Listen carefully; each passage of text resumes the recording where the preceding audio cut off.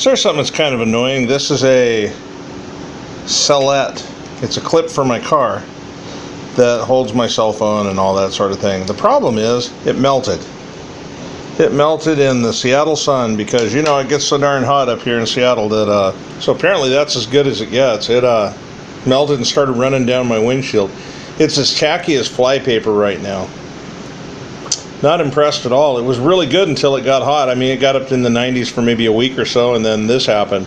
So I guess I'm in the market for another clip for my cell phone. Man, that really sucked. This thing was pretty good too.